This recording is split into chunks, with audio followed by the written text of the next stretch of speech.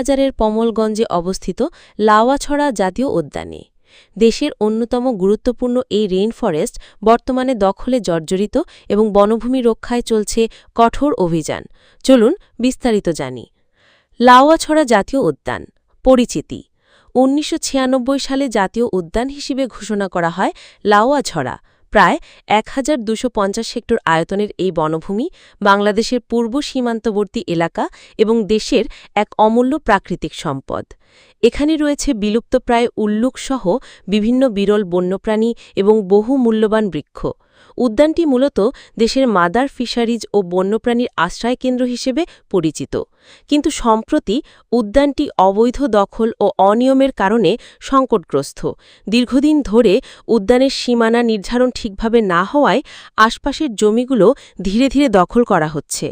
সরকারি পরিশান জমি এবং স্থানীয় খাসিয়াদের জমি একাংশে দখলদাররা চা বাগান, লেবু ও আনারসের বাগান গড়ে তুলেছে।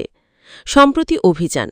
বন সংরক্ষণ ও দখলদারদের বিরুদ্ধে কঠোর ব্যবস্থা নিতে বন বিভাগের উদ্যোগে অভিযান শুরু হয়েছে।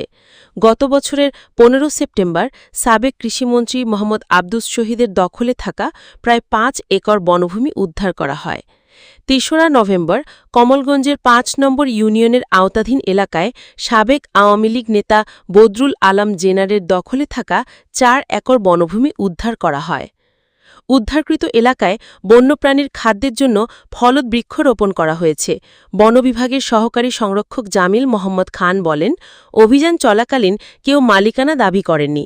দ্রুত সময়ের মধ্যে বনের সীমানা পরিমাপ ও দখলদার চিহ্নিতকরণ সম্পন্ন করা হবে।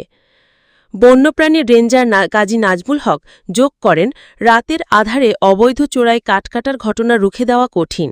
বনকর্মীর সংখ্যা সীমিত হওয়ায় প্রতিরোধে আরও সমন্বিত পদক্ষেপ প্রয়োজন। অবৈধ কাঠ কাটার ঘটনা ও অসাধু বন কর্মকর্তা। উদ্যানের ভিতরে কিছু অসাধু বন কর্মকর্তার সহযোগিতায় চোরাই কাঠ কাটার ঘটনা চলতে থাকে। মূল্যবান গাছ যেমন শাল, বেল, আমলকি ও ছাতিম কেটে বাণিজ্যিকভাবে বাজারজাত করা হচ্ছে। স্থানীয়রা অভিযোগ করছেন, এই কাজের সঙ্গে কিছু প্রশাসনিক কর্মকর্তারও সংশ্লিষ্টতা আছে। স্থানীয়দের উদ্বেগ।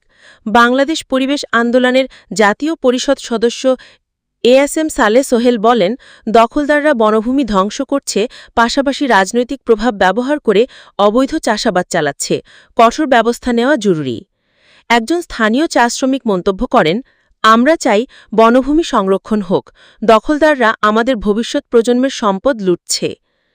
উদ্যানের গুরুত্ব ও করণীয়। লাউয়াছড়া জাতীয় উদ্যান শুধুমাত্র বাংলাদেশের নয়, দক্ষিণ এশিয়ার